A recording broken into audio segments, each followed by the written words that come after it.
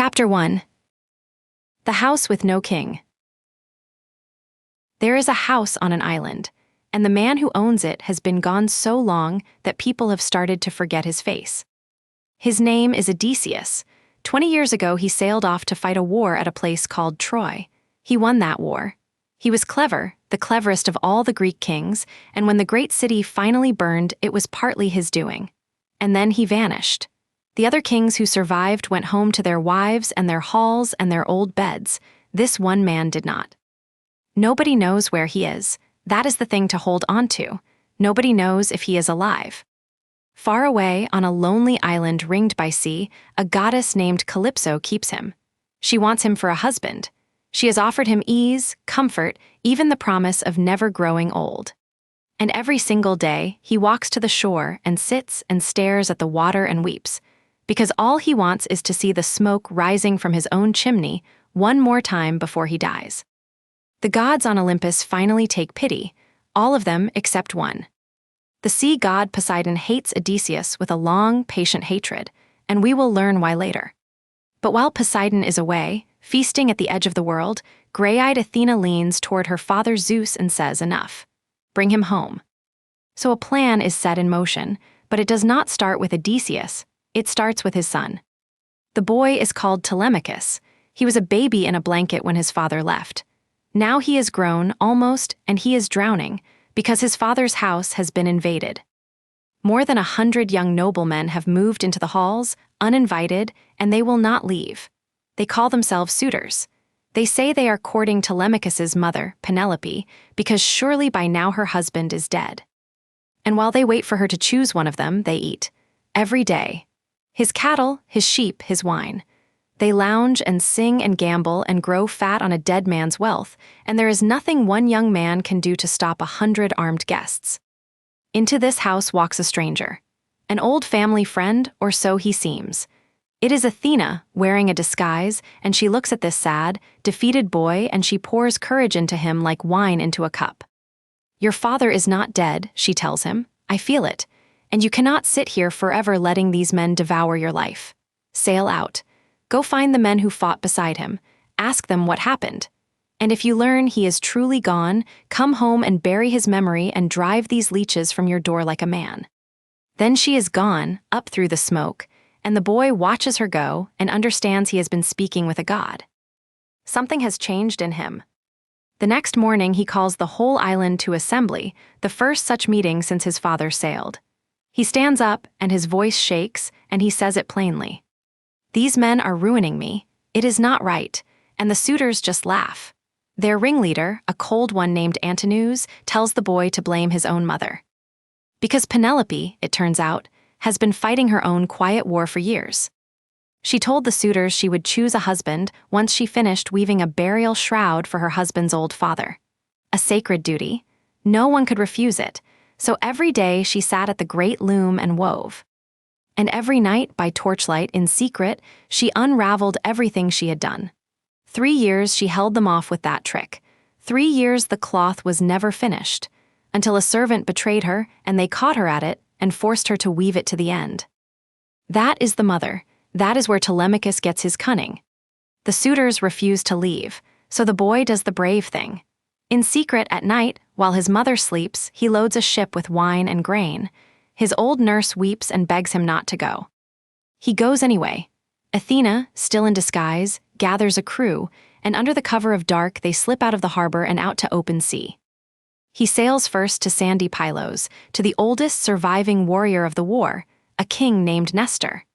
An ancient man now, endlessly talkative, full of the memory of the friends he buried at Troy. He remembers Odysseus with love. "The most cunning man I ever knew," he says, "no one could match him. But what became of him after the war, old Nestor cannot say. The fleet scattered on the way home. Some made it, many didn't." And here Nestor tells a story that will echo through everything to come. While the kings were away at war, back home another queen was seduced by another man.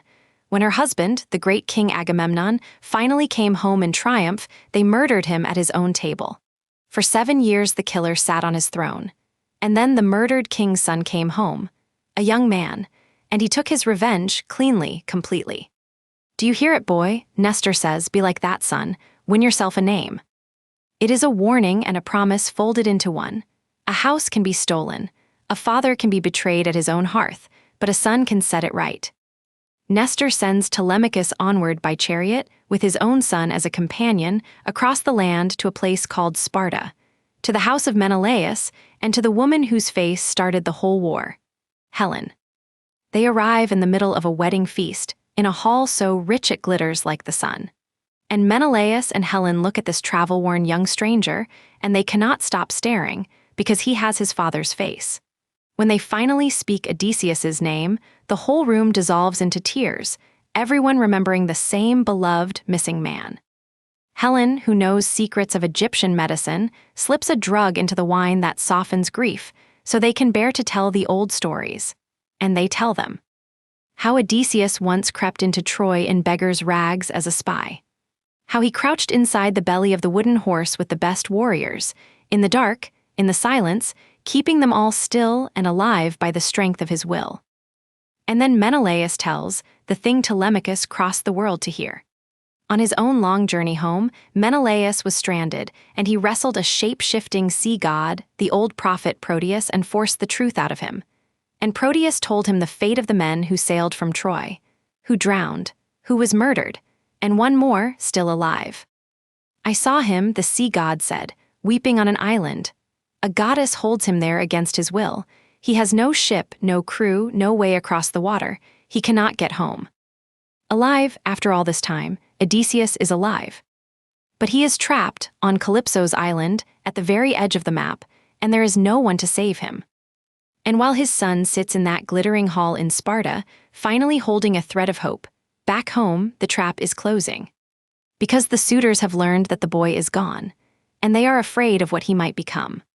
So Antinous and the others take a fast ship, and they row out to a narrow strait between two islands, a place every ship must pass, and they hide there in ambush, in the shelter of a small rocky harbor, waiting for Telemachus to sail home so they can murder him on the water. His mother learns of it and collapses in her doorway, weeping, sure now that she will lose her son as she lost her husband. In the night, a phantom comes to her in a dream, sent by Athena, and it whispers, "Have courage. He is guarded by a goddess. He will not die." But when she wakes and asks the one question that matters, "Is my husband alive? Is he coming home?" the phantom will not answer. And so it hangs there, unresolved. A father alive but stranded at the world's end. A son sailing toward assassins who lie waiting in the dark water. A wife alone in a house full of enemies, weaving and unweaving, holding on. The kingdom has no king, not yet. Chapter 2. She offered him immortality. He sits on a beach at the edge of the world and cries. The most cunning man alive, the sacker of Troy, the one who outsmarted an entire war, and here he is, day after day, staring at the sea with tears running down his face. Because on the far side of that water is home, and he cannot reach it. The island belongs to a goddess named Calypso. She is beautiful. She lives in a cave draped in vines, ringed by soft meadows and singing birds, and she loves him, and she has kept him here for 7 years. She has offered him something no human has ever been given. "Stay with me," she says, "and I will make you immortal. You will never age, you will never die." And he says no, every time.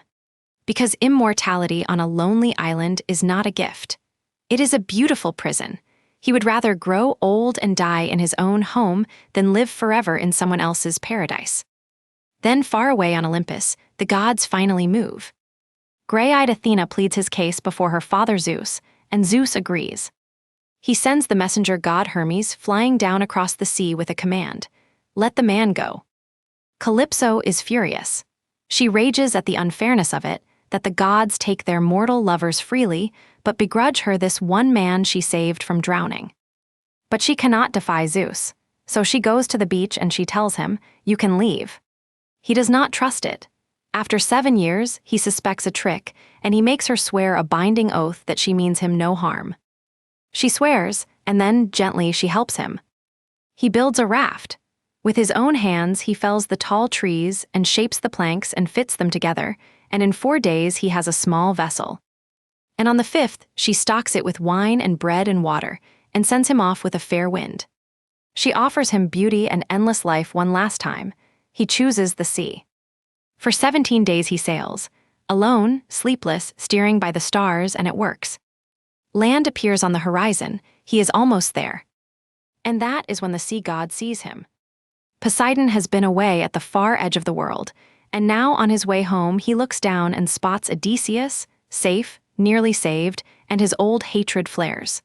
This is the god who has hunted him for years. So Poseidon gathers the clouds, grips his trident, and stirs the whole ocean into fury, wind from every direction at once, waves like mountains. A single swell smashes down and hurls Odysseus off the raft, and the mast cracks, and he goes under, dragged deep, his heavy waterlogged clothes pulling him toward the bottom. He fights back to the surface, he climbs back onto the wreckage, and a small mercy arrives. A sea goddess named Ino, who was once a mortal woman, pities him. She rises from the waves and gives him a magic veil. "Wrap this around your chest," she says. "It will not let you drown. Abandon the raft. Swim." He hesitates, the way a careful man does. But when the next wave shatters the raft into loose planks beneath him, he has no choice. He strips off Calypso's heavy clothes, ties on the veil, and throws himself into the open sea. For 2 more days and 2 more nights he swims. 2 days, alone in the deep water with no land in sight. Until at last the coast rises before him, and then it nearly kills him too, because the shore is all cliffs and pounding surf. The waves slam him against the rocks and tear the skin from his hands. But he does not stop. He works his way along the coast, finds the mouth of a river, and drags himself out of the water onto the bank, swollen, bleeding, barely breathing. He gives the magic veil back to the sea, as he was told. Then he crawls into a thicket, heaps dry leaves over his naked body like a man banking coals to keep a fire alive through the night, and sleep takes him. He has landed in the country of the Phaeacians, a gentle, faraway people, master sailors, beloved by the gods, and while he sleeps, Athena is already working. She slips into the dreams of a young princess named Nausicaa, the king's daughter, and plants a simple idea. "Your wedding may be coming. You should go wash the laundry." So at dawn, the princess takes a mule cart down to the river with her maids, and they wash the clothes and spread them to dry, and then they play ball on the beach. The ball flies wide, the girls shriek, and out of the bushes rises a naked, salt-crusted, terrifying stranger. Every girl runs, every girl but one. Nausicaa stands her ground. And Odysseus, filthy and desperate, does the cleverest thing a desperate man can do. He does not grab her. He does not beg from his knees. He stands at a respectful distance and speaks to her with such grace, such warmth, comparing her to a goddess, honoring her, that she sees at once this is no ordinary beggar. She gives him clothes. She has her maids feed him and let him bathe. And Athena pours beauty over him so that when he emerges, clean and dressed, he looks like something close to a god. The princess, watching, thinks quietly to herself that she would not mind a husband like this one. But she is careful of her reputation, so she tells him how to reach the palace on his own. "Follow behind us into the city," she says, "but at the gate, wait. Then come alone, and when you enter the great hall, walk straight past the king. Go to my mother, Queen Arete, fall at her knees and beg her. If she takes your side, you go home." He does exactly that. Wrapped in a magic mist by Athena so no one stops him, he walks unseen through the wondrous palace, past its bronze walls and its garden where fruit ripens in every season. And he reaches the queen and throws his arms around her knees, and the mist falls away. And suddenly there is a stranger kneeling in the firelight begging for passage home. They take him in, they feast him, and the king, Alcinous, moved by this dignified stranger, makes a promise. "Tomorrow we will give you a ship and a crew, and our sailors will carry you home, wherever home is." The next day they hold games and celebrations in his honor. And a blind poet named Demodocus is led in to sing, for the gods have taken his sight but given him the gift of song. And of all the tales in the world, he chooses to sing about the war at Troy, about the quarrels of the great Greek heroes, about the cunning of a man named Odysseus. And the stranger, sitting among his hosts, quietly pulls his cloak over his face so no one will see him weep. Only the king notices. Later, when the poet sings again, this time of the wooden horse, of the hidden soldiers, of the night Troy burned, the tears come harder. The man who lived it cannot bear to hear it sung. He weeps the way a widow weeps over the body of her husband on a battlefield, and the king sees it, and he stops the song. Enough, Alcinous says gently. This song brings our guest pain. And then he turns to the stranger and asks the question that has hung in the air since the man crawled out of the sea. Tell us who you are. No one in the world is nameless. Tell us your name and your country and your people so our ships can carry you home. And the man who has hidden his face, the man who has said nothing of himself, the man who wept at his own story, takes a breath in that firelit hall, ready at last to speak. Chapter 3. The One Eye and the Curse. He takes a breath in that firelit hall, and he tells them his name. I am Odysseus, he says, son of Laertes, known in every land for my cunning and my lies. And then, to the king and queen and all the seafaring lords of Phaeacia, the man who has hidden his face all evening begins to tell the true story of what happened to him after Troy. Everything he has survived, everything that is coming now, you are hearing from his own mouth. It began, he says, with the wind. Blown off course on the way home, he and his 12 ships landed among a people called the Cicones, and his men sacked their town. Easy plunder. He told them to grab it and run. They would not listen. They stayed on the beach to drink and feast, and while they drank, the survivors of that town fetched their neighbors. And an army came down at dawn like leaves in spring. 6 men from every ship died on that shore before Odysseus dragged the rest back to sea. That was the first lesson, and his men did not learn it. Greed keeps you on the beach too long. Then a great storm took them, and for 9 days they were driven across open water to a strange, drowsy land. The place of the Lotus-Eaters, a gentle people who meant no harm. They simply offered his scouts their food, a sweet fruit, the lotus. And the moment the men tasted it, something went quiet in them. They forgot the ships, they forgot the sea, they forgot home. All they wanted was to stay and eat and drift and feel nothing forever. Odysseus had to drag them back weeping and tie them under the benches, so they could not swim ashore to that sweet forgetting. Then he rowed hard away from it. Some dangers do not kill you, they only make you stop wanting to leave. And then they came to the land of the Cyclopes. Giants, lawless herdsmen who plant nothing and build nothing and answer to no one, each living alone in his own cave on the mountainside, caring nothing for gods or guests or the customs that hold the human world together. Odysseus should have sailed past, he knew it even then. But he was curious. He wanted to see what kind of creature lived there and whether it might offer him a gift the way a proper host welcomes a stranger. So he took 1 ship and 12 of his best men, and a skin of dark, powerful wine, the strongest he owned, and he went ashore. They found a huge cave, empty, the giant off pasturing his flocks. Inside were pens of lambs and racks of cheese and pails of milk.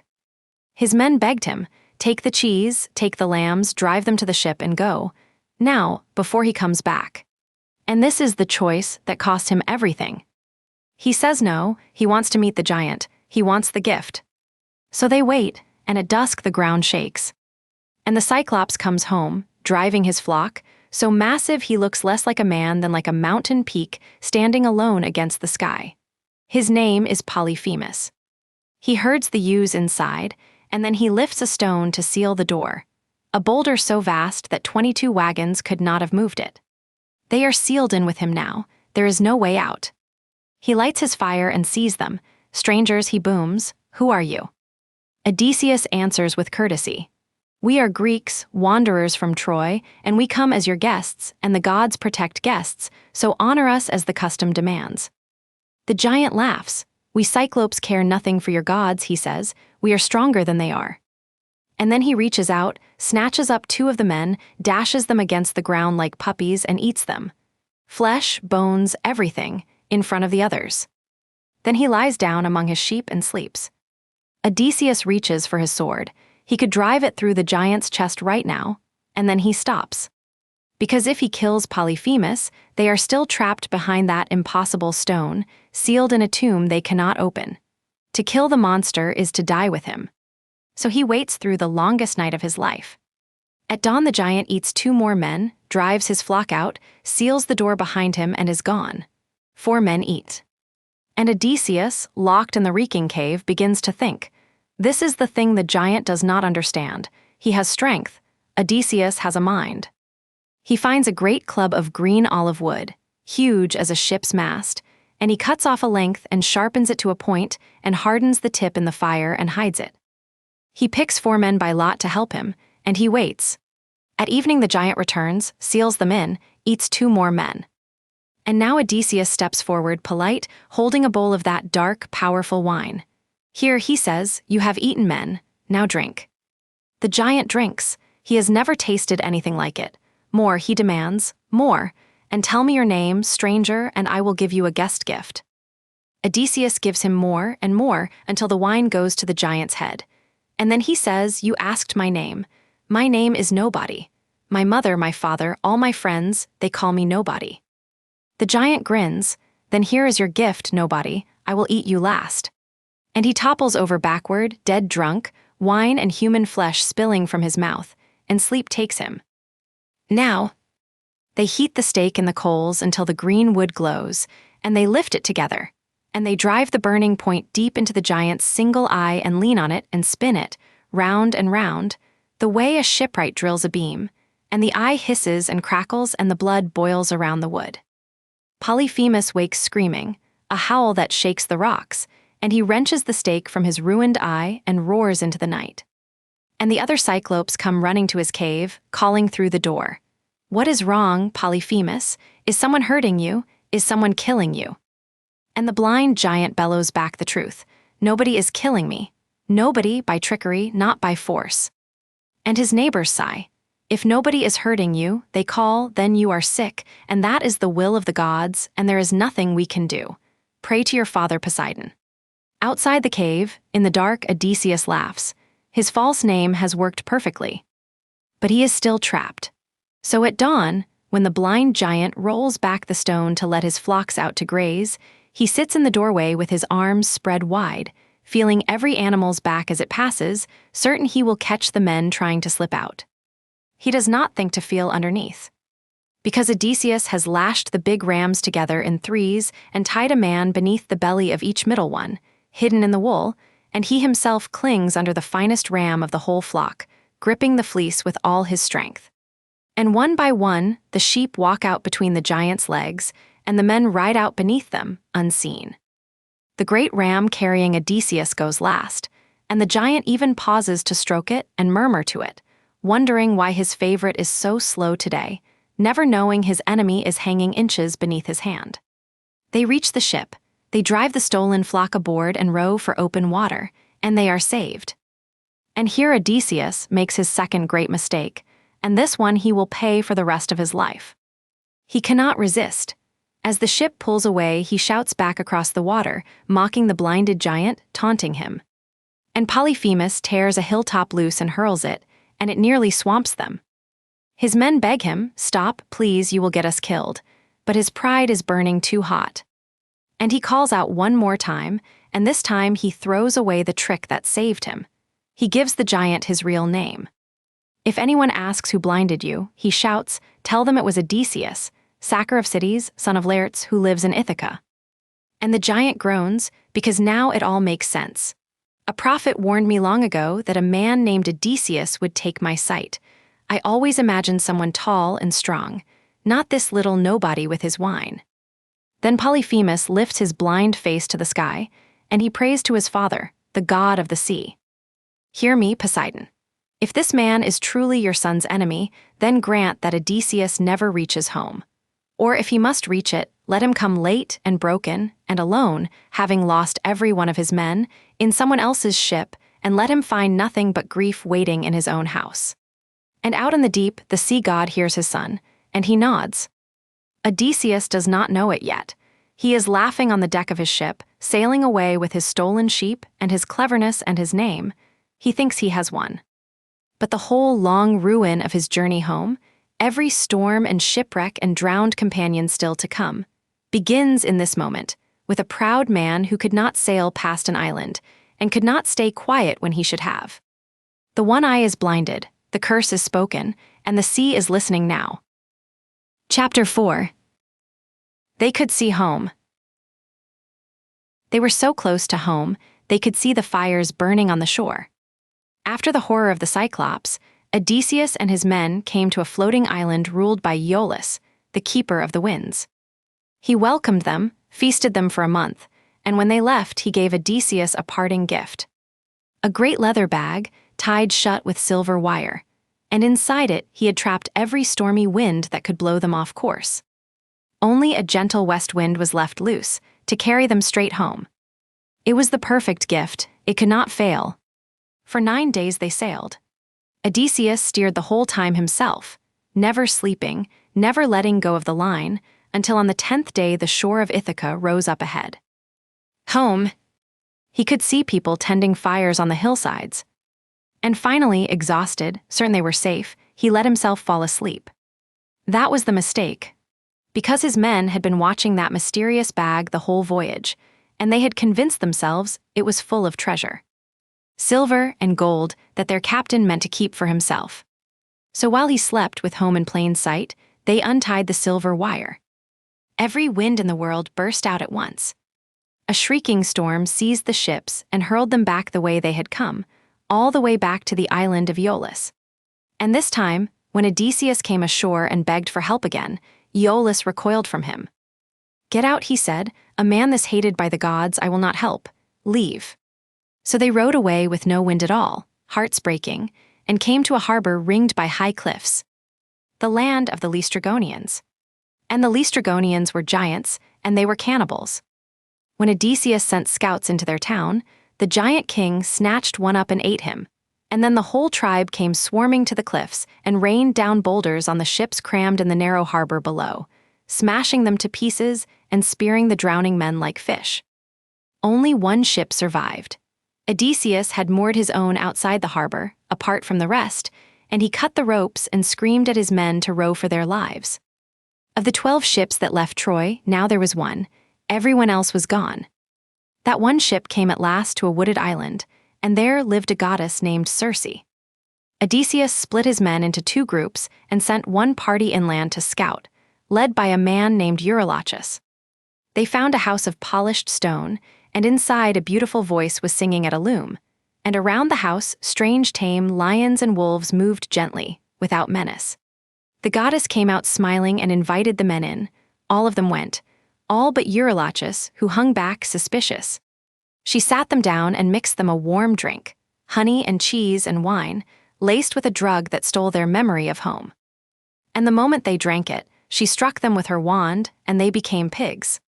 Bristled backs, snouts, squealing voices penned in a sty, but their minds stayed human, trapped inside, still knowing exactly what they were. That was the cruelty of it. Eurylochus ran back to the ship, too shaken to speak at first, and told Odysseus his men had vanished. And Odysseus took his sword and went to face the witch alone. On the way, a young man met him on the path. It was the god Hermes in disguise, and he stopped Odysseus and gave him help no other man would ever get. A magic herb, moly, that would make Circe's poison useless. Drink her potion, Hermes said. When she strikes you and nothing happens, draw your sword and rush at her as if to kill her. She will be terrified. She will offer to take you to her bed. Do not refuse a goddess, but first make her swear a binding oath that she means you no harm. Odysseus did exactly as he was told. Circe mixed her drink, struck him with her wand, and stared in disbelief as he stood there, still a man. He drew his sword. She fell back in fear and made her oath and honored it. She turned his men back from pigs into men, taller and younger, and handsomer than before. And she welcomed the whole crew into her halls. And here is the strange human thing. They stayed, not for days, for a whole year. Feasting, resting, safe at last after so much death, and slowly forgetting why they had ever wanted to leave. It was his men who finally shook him awake. "Come to your senses," they said. "Think of home." And Odysseus went to Circe and asked her to let them go. She would not stop him, but she told him the way home led first through a place no living man was meant to go. "You must sail to the land of the dead," she said, "to the house of Hades. And there you must find the ghost of the blind prophet Tiresias, and only he can tell you how to get home." That broke something in him. He wept on her bed and lost all will to go on. But there was no other way. So Circe told him the rights, sent a wind to carry his ship to the very edge of the world, and let him go. They crossed the great river ocean to a sunless shore wrapped in mist, and there Odysseus dug a pit and poured offerings and sacrificed a black ram and ewe, so the blood pooled dark in the earth. And the dead came. They rose up out of the darkness in crowds, whispering, crying, brides and old men and young soldiers still wearing their wounds, and cold terror gripped him. But he held them back with his sword, letting none of them near the blood until the prophet came. The first ghost to reach him was one of his own. A young crewman named Elpenor, who had died just before they left Circe's island, drunk, falling from her roof, his body still lying unburied while the others sailed. He begged Odysseus to go back and bury him properly, and Odysseus swore he would. Then came the blind prophet, Tiresias, and drank the blood and spoke. "You will reach home," he said, "but the road will be bitter, because Poseidon still hates you for his blinded son. Listen closely. You will come to an island where the sun god keeps his cattle. If your men leave those cattle untouched, you may all still reach Ithaca. But if they harm even one, your ship is destroyed, your men all die, and you come home late and broken and alone, in a stranger's boat, to find your house overrun with men courting your wife. Those men you will kill. And after that, one more journey, and then, far from the sea, a gentle death will come to you in a peaceful old age. Leave the cattle alone, everything turns on that." Then, among the crowding dead, Odysseus saw a face he did not expect, his own mother. She had been alive when he sailed for Troy. Now here she was, a ghost, and he had not even known she was dead. She told him she had not died of sickness. She had died of missing him. And his father was wasting away on the farm, sleeping in the ashes, grieving. And his wife Penelope was holding firm, faithful, weeping through her nights, still waiting. 3 times he reached out to hold her. 3 times she slipped through his arms like smoke, like a dream. "That is what death is," she told him gently. "The body burns away and the spirit flies off, and there is nothing left to hold." And then she was gone. He stayed, and the great dead of the war came to him. Agamemnon, who had come home from Troy in triumph only to be murdered at his own table. Achilles, the greatest of all the Greek warriors, who told Odysseus a hard truth. "I would rather be a poor man's slave among the living," he said, "than a king over all the dead. There is no glory down here, only shadow." And then Ajax, the mighty warrior who had killed himself in shame after losing a contest to Odysseus long ago. He came near, and Odysseus tried to make peace, gently, sorrowfully. And Ajax said nothing at all. He simply turned and walked back into the dark, carrying his rage into death itself. The dead pressed closer, more and more of them, their cries rising, and a cold fear took hold of Odysseus that something worse might be coming for him out of the shadows. So he ran for his ship, and told his men to cast off, and the current of ocean carried them back toward the world of the living. He had heard his fate now, spoken plainly. Home was still possible.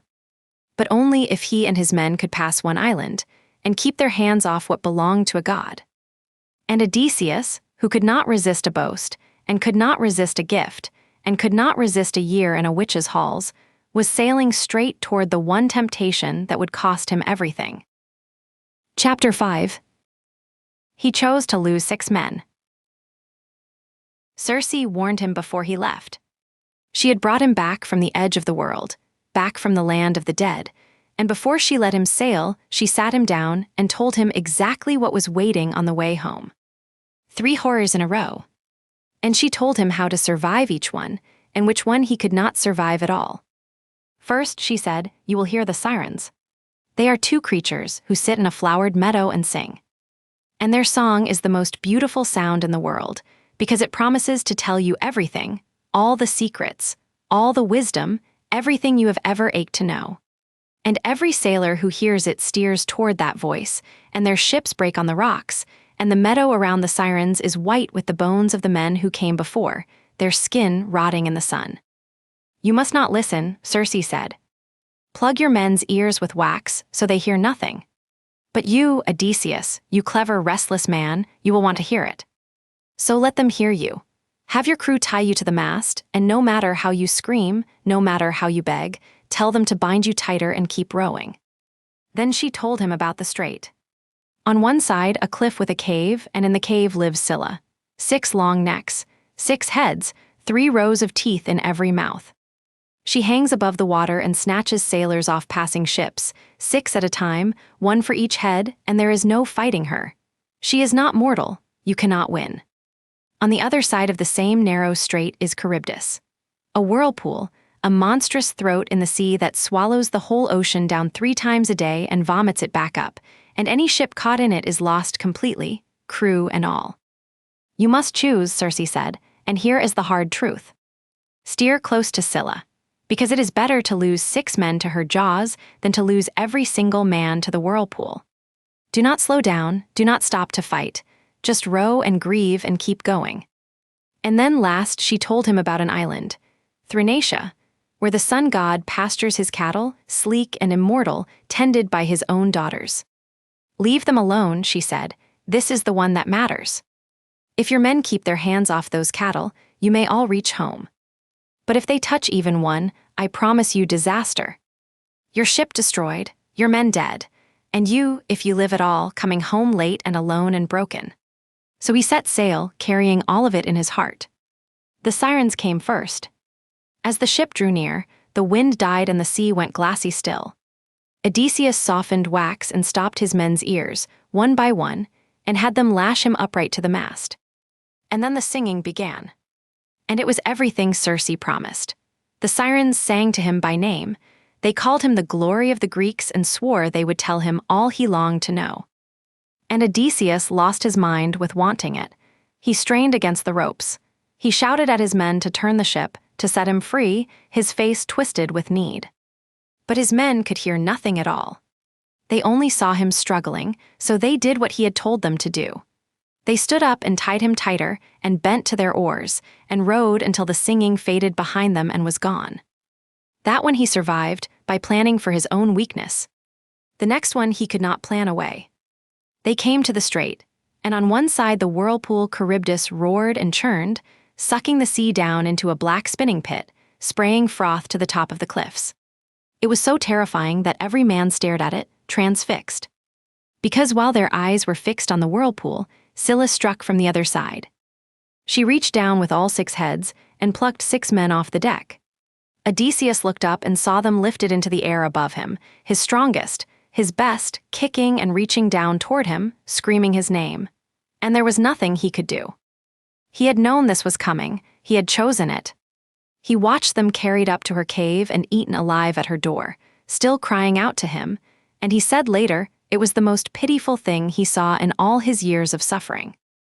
But he did what Circe told him. He did not stop, he rode on. And then they reached the island of the sun. Odysseus could hear the cattle lowing from out at sea, and dread filled him, because he remembered the warnings from both Circe and the ghost of the prophet. So he told his men, we sail past, we do not land here. But they were exhausted, they had lost so much. Eurylochus spoke for all of them and said it was cruel to make them row on through the night with no rest. Just one night on shore, he said, we will not touch anything, we leave at dawn. And Odysseus, one man against many, gave in. But he made them swear a solemn oath. Whatever we find here, no one lays a hand on those cattle, and they swore it. If only they had left the next morning. But the winds turned against them. A storm came and would not stop, day after day, penning them on that island. Their food ran out. They fished and hunted birds and slowly began to starve. And Odysseus went off alone to pray for deliverance, and while he was gone the gods poured sleep over his eyes.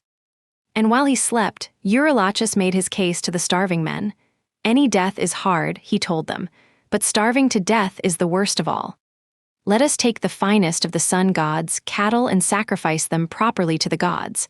And if the god is angry, well, I would rather drown quickly than wither slowly here.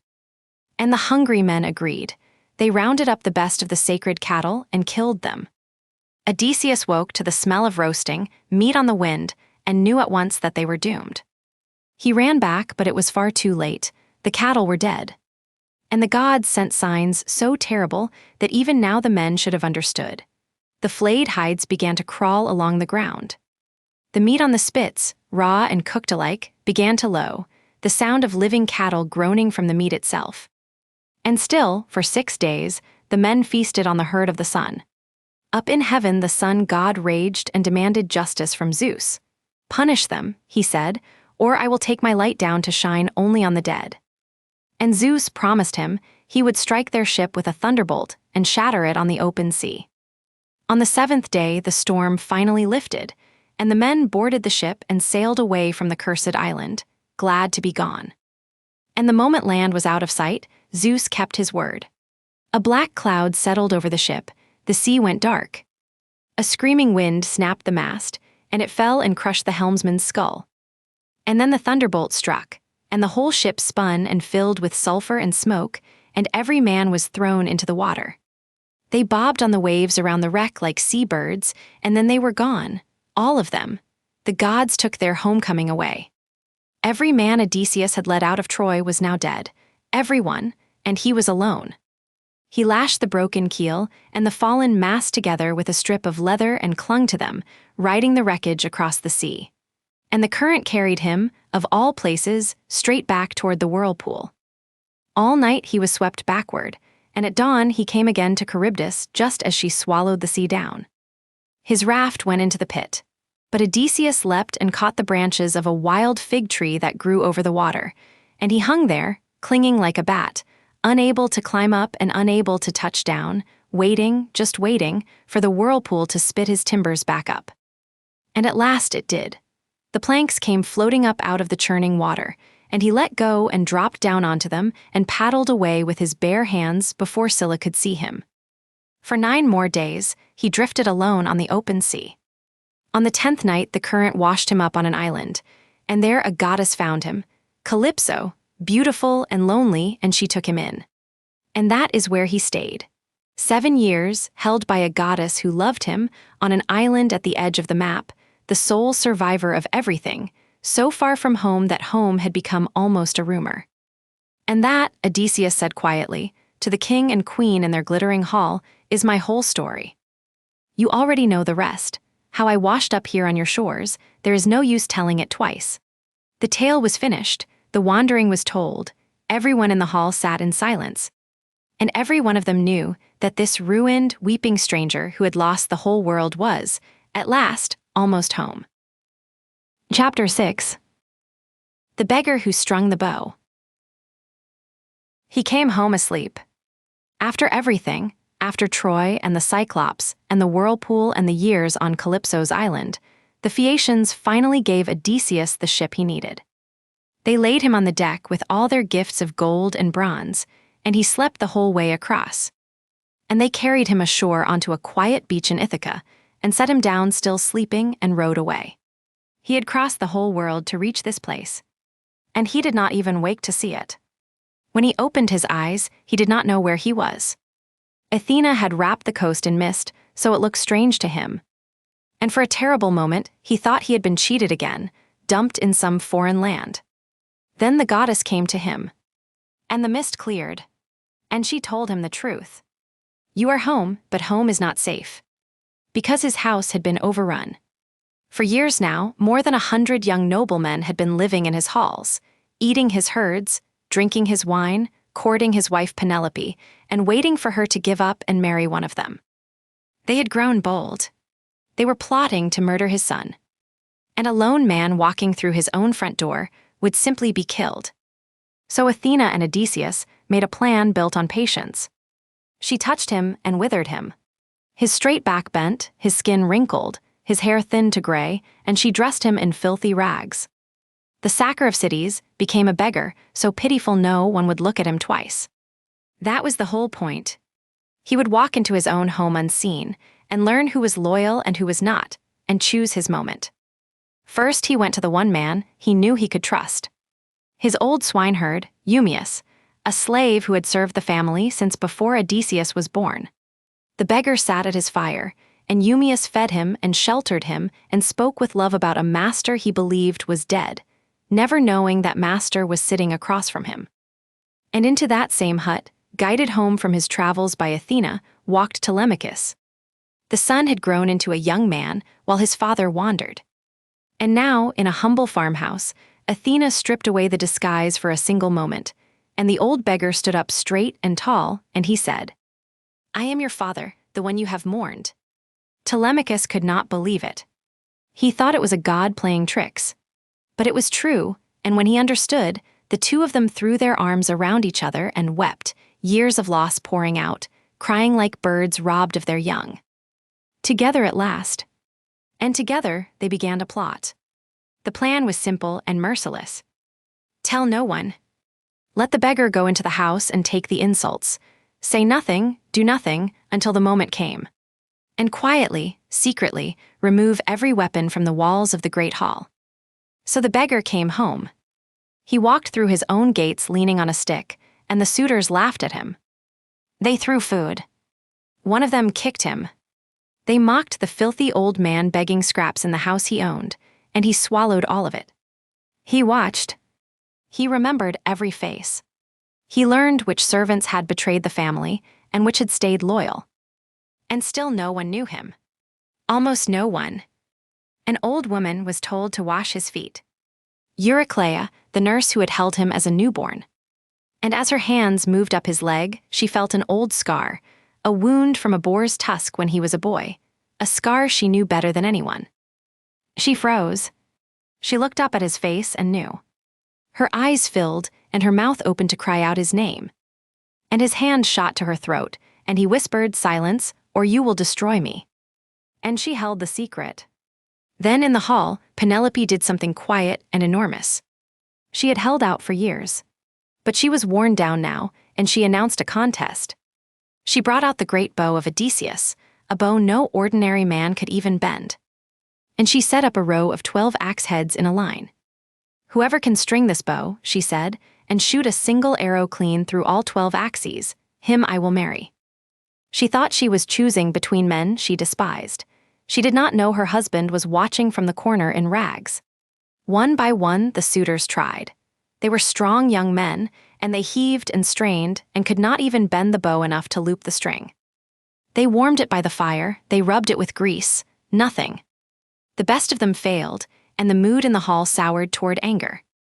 And then the beggar asked if he might try. They jeered, a filthy old tramp wanting to touch a king's bow, but Telemachus, calm now, said let him try. And they handed it over to laugh at him. He turned it in his hands like a musician, checking an instrument. And then, sitting there in his rags, with no strain at all, he bent the great bow and slipped the string into place. It sang under his thumb, a clear high note like a swallow's cry. Outside, thunder rolled across the sky. He took one arrow, laid it to the string, and let it fly, and it passed cleanly through all 12 axe heads and out the other side. The hall went silent, and Odysseus rose from his seat and threw off his rags and poured the arrows out at his feet. Now, he said, for a different target. The first arrow took Antinous in the throat as he lifted his wine cup, the cruelest of them all, dead before he understood. The suitors leapt up screaming, reaching for weapons that were not on the walls anymore, and there was nowhere to run. The doors were held. Telemachus fought at his father's side, and the loyal swineherd, and the cowherd, and Athena herself moved among them, turning the suitors' spears aside. It was not a battle, it was a reckoning. One by one, the men who had eaten his house and courted his wife and plotted to kill his son fell, until the floor of the great hall ran with them, and not one was left alive. The disloyal servants were punished, the loyal ones were spared. And the house that had been poisoned for so long was finally, terribly, clean. Then word was sent upstairs to Penelope, "Your husband is home, he is here, the suitors are dead." And she would not believe it. She came down and sat across the room from this man, studying him, silent. Her son was angry with her, called her cold, and still she waited because she had been fooled by hope too many times. So she set one last test, so quiet the man almost missed it. She turned to the nurse and said, "Move the bed out of our chamber and make it up for him to sleep on." And Odysseus flinched. "Move the bed? Who could move that bed?" "I built it myself," he said. "I built our whole bedroom around a living olive tree, and I carved one of its bedposts from the rooted trunk. That bed cannot be moved unless someone cut through the tree itself. It is fixed to the earth." No one knew that, no one in the world but the two of them. And that was the sign she had been waiting for.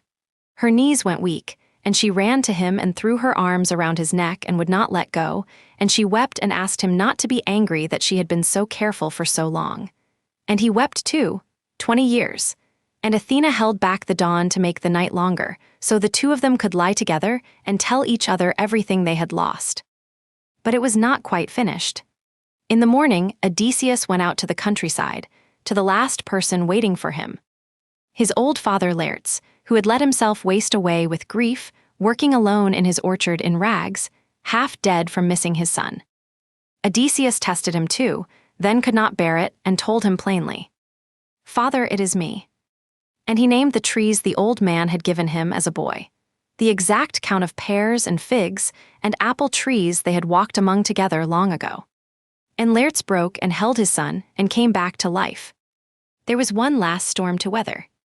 The families of the dead suitors gathered, furious, and marched out for revenge. And there was one more short clash, old Laertes himself hurling a spear with a young man's strength. But Athena, in the voice that had guided this whole long journey home, called out over the field, "Stop, enough blood, shed no more." And they stopped. Zeus sent down a thunderbolt as a warning, and Odysseus, who had wanted to chase them down and finish them, obeyed. Both sides swore an oath of peace, and it held. And so it ended. Not with a war won or a monster slain, but with a bent old man in an orchard, and a wife who never stopped waiting, and a bed carved from a living tree that could not be moved. The complicated man had come home at last, and he stayed,